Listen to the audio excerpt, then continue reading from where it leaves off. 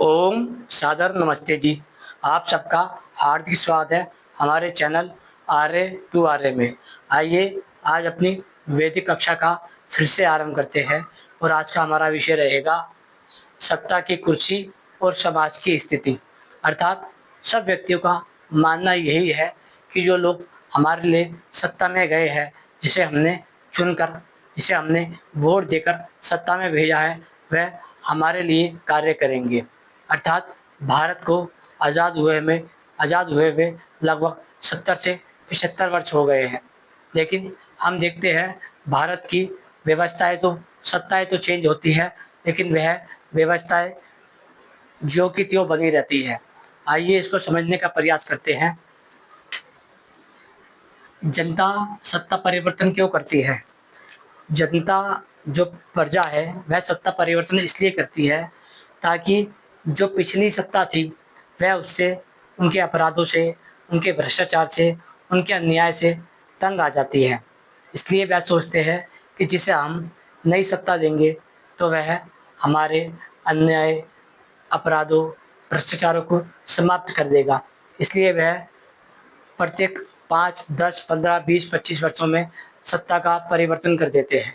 लेकिन जब वह लोग सत्ता पे स्थायी हो जाते हैं तो वह समाज की उन असंख्य अन्याय, अपराधों को भूल जाते हैं। आइए इसको समझने का प्रयास करते हैं कि वह ऐसा क्यों? जब जनता सत्ता परिवर्तन करती है तो क्या वह इसलिए करती है कि अब वह खुद जाकर कुर्सी पे बैठ जाएगी? ऐसा नहीं है। आप देखते हैं कि भारत में आज लगभग 140 करोड़ की आबादी है। उससे पहले जब हम देखते हैं 13 के अंदर या 1947 के अंदर, तब भी भारत की आबादी जो थी लगभग, उसके हिसाब से उन्होंने सोचा होगा कि हम अब आज़ाद हो गए हैं, तो हमारे साथ जो पहले घटनाएं घटती थी, चाहे वह अन्याय की हो, अपराध की हो, सम्मान की हो, वह आज से समाप्त हो जाएगी। लेकिन जब अंग्रेज चले गए तो ये भूरे अंग्रेज बैठ गए और भूरे अंग्रेजों ने भी वही किया जो पहले अंग्रेजों ने किया था। और अंग्रेजों से पहले यह व्यवस्थाएं मुगलों काल में रही थी, मुसलमानों के हाथ में थी। आइए समझने का प्रयास करते हैं। मुगलों से, मुसलमानों से ये सत्ता ईसाइयों के हाथ में आई, ईसाइयों से ये सत्ता वामपंथियों के हाथ में आई, वामपंथियों के बाद ये सत्ता हिंदू पार्टियों के हाथ में आई है। क्या समाज की स्थिति में सुधार आया है? हमें आज समाज की बात करते हैं हम, क्योंकि समाज का भाग है। समाज में जो घटनाएं घटती है और जो दुर्घटनाएं घटती है, वह हमें निश्चित रूप से प्रभावित करती है। यदि आप अपने घर से बाहर निकलेंगे तो समाज आपको इतना प्रभावित करता है जितनी आपको राजनीति प्रभावित नहीं करती। आप किसी भी कार्यालय में जाएंगे तो आप देखेंगे कि वहाँ पर आपको वह लोग प्रभावित कर रहे हैं जिससे आपके चुनकर भेजा है, जिनकी आप पेशगी करते हैं। जैसे समझने का प्रयास करते हैं, आपने एक शब्द सुना होगा जिसे हम कहते हैं सरकारी अधिकारी। सरकारी अधिकारी का अर्थ होता है जो लोग सरकार के लिए कार्य करते हैं। लेकिन जब बात आती है कि सरकार को चुनता कौन है, तो बात आती है कि सरकार को प्रजा अर्थात जनता चुनती है, अपने सुख के लिए, अपने सम्मान के लिए, अपने स्वाभिमान के लिए और अपनी इच्छाओं के लिए। लेकिन जब हम देखते हैं कि कोई भी बैठा हुआ, कोई भी गद्दी पे बैठा हुआ आदमी जो कुर्सी के लालच का, कुर्सी का दीवाना हो जाता है, वह समाज को उसी प्रकार भूल जाता है जैसे कोई मरने के बाद अपने पितृजनों को भूल जाते हैं। आइए समझने का बात करते हैं इसका कारण क्यों है। हम जो है सत्ता परिवर्तन करते हैं, उसके पीछे मुख्य कारण क्या है? पहला, हम चाहते हैं समाज में जो बहन बेटियों के साथ बलात्कार हो रहे हैं वह पुरानी सरकार में हुए थे, अब सत्ता परिवर्तन कर देते हैं, अब नई सरकार में ना हो, इसलिए हमने सत्ता परिवर्तन की है। लेकिन जब हम देखते हैं कि बलात्कार तो अब भी हो रहे हैं, तो हम देखते हैं सरकार इसमें नाकामयाब हो गई है। दूसरा है हत्याओं से बचने के लिए। हम देखते हैं हमारे समाज के जो बच्चे हैं, जो नई पीढ़ी है, नई जनरेशन है, वह अकारण किसी भी बात में गुस्से में आकर किसी का भी कत्ल कर देती है, किसी की भी हत्या कर देती है। हमने देखा ये सारी व्यवस्थाएँ दूसरी पार्टी के समय हो रही थी, दूसरे सत्ताधारी पार्टियों के समय हो रही थी। अब वही व्यवस्थाएँ हमारे साथ इस पार्टियों में हो रही है, तो ये व्यवस्थाएँ अब हत्याओं को रोकने में नाकामयाब सिद्ध हुई है। अब तीसरा आता है डकैती।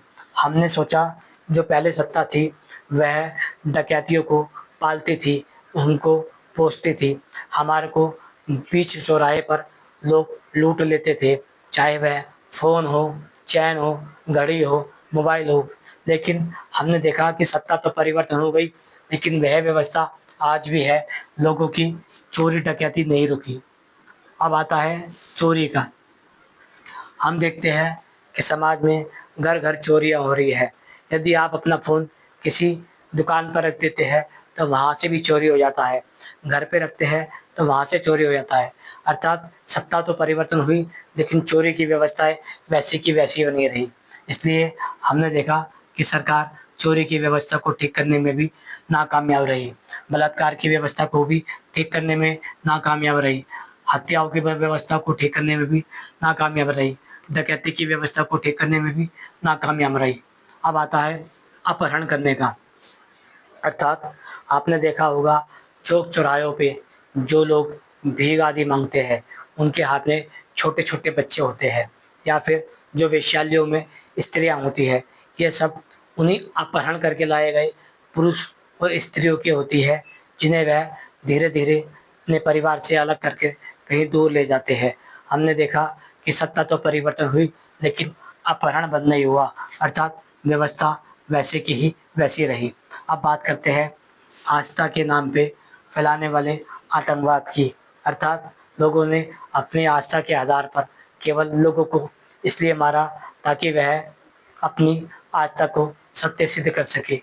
इसलिए जब हम देखते हैं कि पिछली सरकारों में भी वही आतंकवाद चला और वही व्यवस्था इस सरकार में चल रही है, तो इसका मतलब यही है कि सरकार आस्था के आतंकवाद में फ़ेल हो गई। अब आता है जाति का आतंकवाद। हम देखते हैं पिछली सरकारों में जाति के नाम पे हो रहे आतंकवाद के लिए सारी सरकार दोषी थी। लेकिन जब हमने सत्ता परिवर्तन की, तो हमने सोचा भारत से आतंकवाद मिट जाएगा, लेकिन ऐसा नहीं हुआ। भारत की सत्ता परिवर्तन तो हुई, लेकिन व्यवस्था ठप रही। अब बात करते हैं स्कूलों की मनमानी। अर्थात स्कूलों में जो लूट होता है, वह बच्चों को लूटते हैं। बच्चों के नाम शिक्षा के नाम पे, वस्त्र के नाम पे, किताबों के नाम पे। सोचा कांग्रेस ने बहुत लूटा है, पुरानी सरकारों ने बहुत लूटा है, नई सरकार आएगी तो ये सब चीज़ें बंद हो जाएगी। लेकिन जब हमने देखा कि सरकारें तो बदली, लेकिन व्यवस्थाएँ नहीं बदली, तो इसका अर्थ यही हुआ कि सरकार सरकारी स्कूलों की व्यवस्था को ठप करने में नाकामयाब हुई। अब बात करते हैं भ्रष्टाचार की। हमने देखा पुरानी सरकारों में अधिक भ्रष्टाचार था। क्या वह भ्रष्टाचार इन सरकारों में नहीं रहा? क्या उन्होंने भ्रष्टाचार की व्यवस्था को समाप्त किया? बिल्कुल नहीं किया। अब बात करते हैं अन्याय से बचने की। अर्थात लोग सोचते हैं कि हमारे साथ उस सरकार के समय बहुत से अन्याय हुए। अब हमने जो सरकार चुनी है, अब हम अन्याय नहीं करेंगे, अब वह हम पे किसी भी प्रकार का अन्याय नहीं करेगी। लेकिन हम देखते हैं सत्ता तो परिवर्तन होती है, व्यवस्था वही रहती है, लोगों के साथ आज भी अन्याय होता है। अब बात करते हैं लूट की। अर्थात आपने देखा होगा लोग अलग-अलग प्रकार से अलग-अलग स्थानों पे, चाहे वह एमसीडी के ऑफ़िस हो, स्कूल हो, सरकारी दफ़्तर हो, या फिर अलग-अलग कोई भी स्थान हो, चाहे वह पुलिस के हो, चाहे वह अन्य किसी के हो, सब जगह जनता को लूटा जाता है। सत्ता तो परिवर्तन होती है, लेकिन व्यवस्था वैसी की वैसी रहती है। अब बात करते हैं अपमान से बचने की। बहुत से लोगों का मानना ये है कि कई लोग किसी न किसी कारण से किसी को निंदा करते हैं अपमान शब्दों से। तो उन्होंने सोचा जब सत्ता परिवर्तन हो जाएगी, तो जो लोग दबंगाई करते हैं, अपमानित करते हैं हमें, वह सब ठीक हो जाएँगी। लेकिन सत्ता परिवर्तन हुई, व्यवस्था वैसी की वैसी है। सड़क दुर्घटना। अर्थात सड़क की बात करें, तो सड़क की दुर्घटना को देखे जाए, तो भारत में लगभग-लगभग कई हज़ार हत्याएँ, कई हज़ार हत्याएँ रेल दुर्घटना से हो जाती है, जिसकी दोषी सरकार होती है। पिछली सरकारें भी थी, यह सरकार भी है। सत्ता परिवर्तन हुई, व्यवस्था वैसी की वैसी है। लेकिन जो हमने सत्ता बदली थी, उसका लाभ क्या हुआ? बात अब आप देखिए कि पहले जो सत्ता थी, उसने भारतीय समाज के साथ छल किया और वही व्यवस्था अब बदली है, उनके साथ भी यही छल किया जा रहा है। आप यदि बात करें संसार की सत्ता व्यवस्था की, तो इसका अर्थ यही होता है कि भारत में जो मूल समस्या है, वह सत्ता परिवर्तन नहीं है। सत्ता परिवर्तन से कोई लाभ नहीं होने वाला है। भारत में जो बदलना पड़ेगा, उसे कहते हैं व्यवस्था। व्यवस्था तब बदलती है जब आप नीति नियम कायदे बदलते हैं। अर्थात भारत में जब आप बलात्कार के लिए बलात्कार के लिए 3 महीने के अंदर-अंदर मृत्युदंड की सज़ा देते हैं, चाहे उसे बीच चौराहे पे गोली मारी जाए, चाहे उसे बीच चौराहे पे जला के ख़त्म किया जाए, चाहे उसे बीच चौराहे पे फांसी देके समाप्त किया जाए।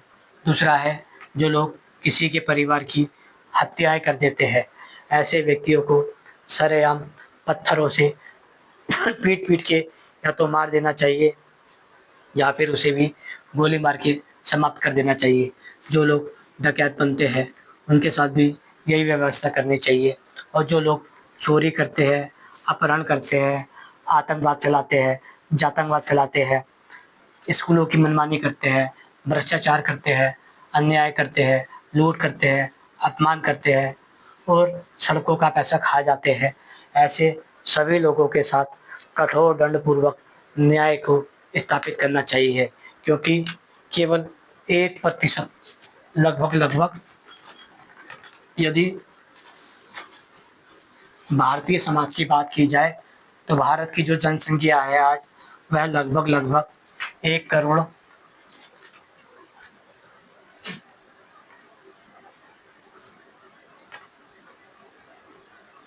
40 लाख है। यदि इसका आप 1.4 निकालते हैं, तो लगभग मान के चलिएगा 1 करोड़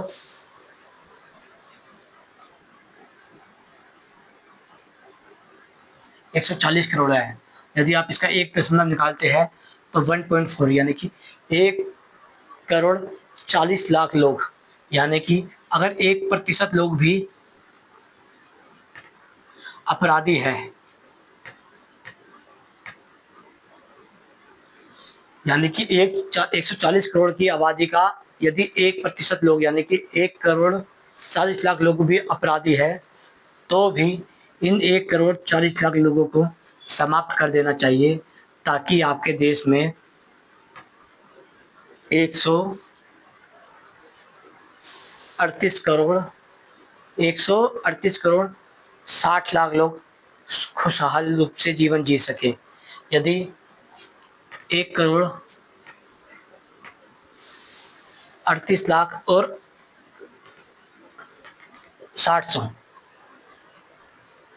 लाख, यानी कि लगभग मान के चलिएगा 99% समाज आपका खुशहाल हो जाएगा, सुखी हो जाएगा, समृद्ध हो जाएगा, विद्वान हो जाएगा, सभ्य हो जाएगा, न्यायवादी हो जाएगा, न्यायकारी हो जाएगा, मानवतावादी हो जाएगा, धर्मात्मा हो जाएगा, पुरुषार्थी हो जाएगा। यदि आपने इन 1.4 1 करोड़ 40 लाख लोगों को समाप्त कर दिया, तो बाकी सारा समाज सुखमय हो जाएगा। आशा करते हैं ये विषय आपको समझ आ गया होगा कि भारत की मूल समस्या सत्ता परिवर्तन नहीं है, व्यवस्था परिवर्तन है,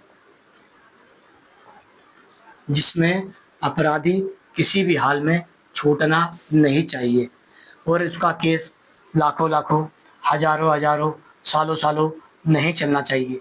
केवल 3, 6, 9, 12 अधिक से अधिक 3 महीने, 6 महीने, 9 महीने और 12 महीने में न्याय हो जाना चाहिए। यदि कोई जज 3 महीने, 6 महीने, 9 महीने और 12 महीने में न्याय नहीं करता है, तो इस जज को हटा देना चाहिए, नए जजों को चुनना चाहिए और उनका रखना चाहिए। और यदि पहले जज ने किसी कारण अन्याय किया है तो उसका केस दूसरे कोर्ट में गया है, उससे बड़े कोर्ट में, फिर दूसरे कोर्ट से तीसरे कोर्ट में गया है, बड़े कोर्ट में। ऐसे यदि 3 कोर्ट बदलते हैं तो जो निर्णय पहले वाले जज ने दिया था और उससे पहले वाले जज ने दिया था, इन दोनों पे मानहानि का दावा होना चाहिए या उसे समाप्त कर देना चाहिए या फिर उनसे उनको दोषी समझकर उनसे दंड आदि लगाना चाहिए। क्योंकि जब पहला जज अन्याय करता है तभी दूसरे वाले के पास व्यवस्था पहुँचती है। ये जब दूसरा और पहला दोनों अन्याय करते हैं तभी यह व्यवस्था तीसरे के पास पहुँचती है। इसलिए यदि हमें तीसरा वाला ठीक है तो दोनों के दोनों ये गलत थे, और यदि पहला वाला ही ठीक है तो इन दोनों की आवश्यकता ही नहीं पड़ती। इसका अर्थ ये है, जब आप सत्ता परिवर्तन की बात करते हैं तो प्रजा का इसमें कोई लाभ नहीं है, लेकिन जब आप व्यवस्था परिवर्तन की बात करते हैं तब इसमें प्रजा का लाभ ही लाभ है। इसलिए व्यवस्था परिवर्तन की मांग कीजिए। यदि आप चाहते हो कि आपका बच्चा घर से बाहर गया और किसी ने उसकी हत्या कर दी तो आपको कैसा लगेगा? यदि आपका बच्चा बाहर गया और रोड हादसे में मर गया तो आपको कैसा लगेगा? यदि आपका बच्चा बाहर घूमने गया, कोई आतंकवादी आके उसे मार गया तो कैसा लगेगा? यदि आपका बच्चा बाहर गया तो किसी ने उसे जात के नाम पे मार दिया तो कैसा लगेगा? इसलिए सत्ता परिवर्तन पे ध्यान ना दीजिए, व्यवस्था परिवर्तन पे ध्यान दीजिए और समाज को व्यवस्था की से अवगत कराइए और उस पे ध्यान केंद्रित कराइए। आशा करते हैं विषय समझ आ गया होगा। ओम नमस्ते जी।